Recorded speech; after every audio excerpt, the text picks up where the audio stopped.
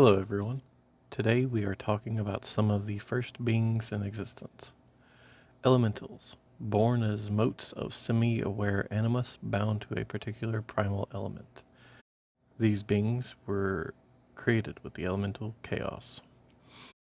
Depending on your story setting and worldview, this could have been very recent or in aeons past, but we will be focusing on the information common to all elementals. In their home plane, they feel very little drive beyond mere existence for existence's sake, taking shape and action only when called upon by powerful magics. Their nature is such that they require no food, water, or sleep to exist. They instead draw sustenance from the element they are created from.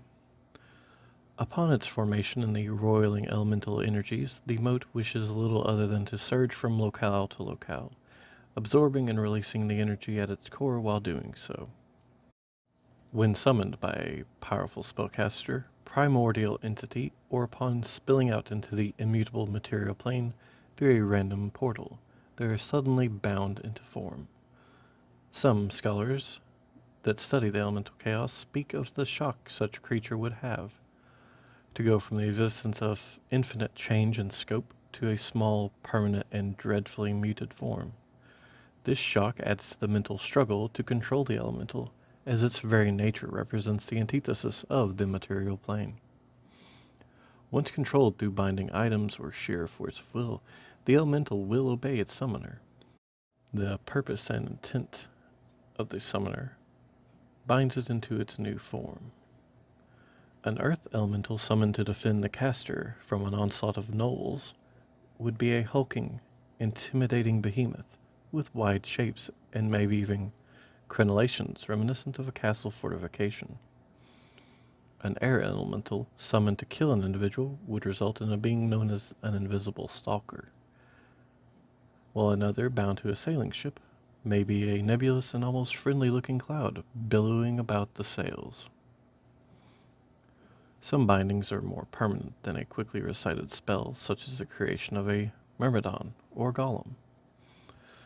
Ritually created suits of plate armor, typically fashioned from metals that resonate with the desired element, are used to bind and control the elemental myrmidons. The myrmidon creation erases the mind of the elemental, making it easier to control at the cost of obliterating memories a creature would have. These are often done to create shock troopers for war. The magics binding them vanish if the armor is removed, and their animus returns to the plane from which it was summoned. Powerful and expensive reagents are used to seal an elemental animus into the shell of a golem.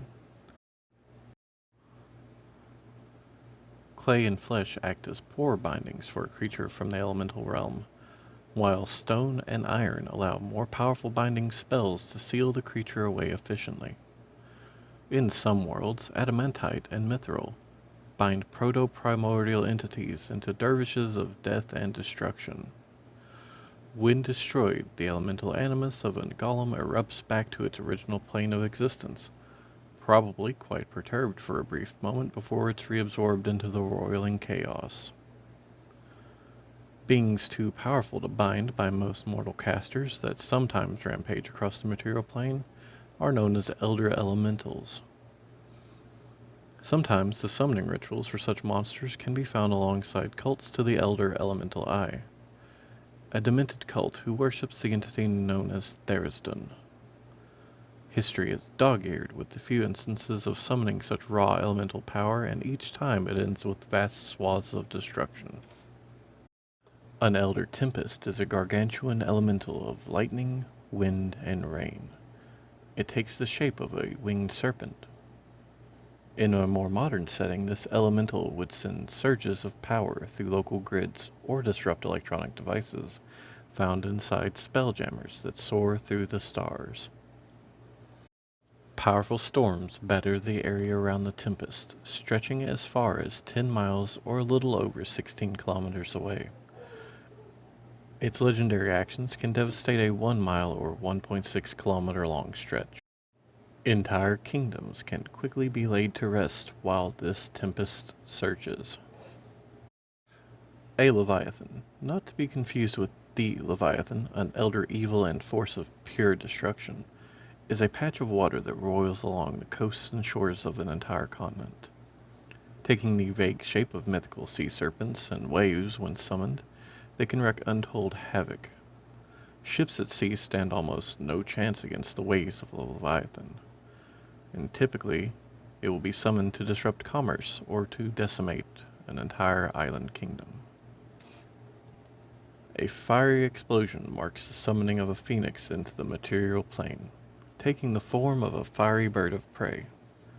Quickly spreading its flame to the world around it, a phoenix longs to bring the inferno of its home plane to any realm unfortunate enough to have it summoned. If the elemental avian is actually slain, it explodes into a cloud of cinder and ash. A single egg-shaped cinder will be left behind from its fiery demise, immune to all damage and radiating the same heat as can be found in dragon's breath. After no more than 6 days, the cinder cracks open and this quickly maturing phoenix will burst free to wreak havoc once more. Enterprising adventurers sometimes use the egg of a phoenix to power a giant steam machine, with the cinder locked deep away inside the core of the massive behemoth. The massive form of a gemstone and rock turtle rising through the ground announces Azaratan. This gargantuan elemental strides across the realm, its massive bulk sending shockwaves across the ground around it. Unaware of the destruction it causes and uncaring about the small creatures caught in bursts of debris from its loud trumpeting calls, the Zaratan ignores all but the most obvious threats to it. If adventurers can make it recoil in pain, the Zaratan retracts into the granite shale and gemstone shell, recovering from the wounds, then readying a blast of stone from its beak-like maw for when it emerges. These elder elementals are all siege monsters, meaning in game terms they deal twice as much damage, and with their minimum CR of 18, these things can quickly become the end boss to a very long campaign. Whether brought forth with the magical stones of elemental control, or bound in shape by a powerful druid, wizard, or spellcaster of some kind, elementals will always have a special place amongst the D&D community. They're often formless, shapeless, and whatever the DM wants them to be. Thank you all once again for listening to a D&D bit of lore. I hope you enjoyed it. And if you did, please don't forget to hit the like button, subscribe to the channel if you feel like it, and stick around for next time. If you have any requests for the next lore video I do, please leave it down below in the comments. Thank you all once again.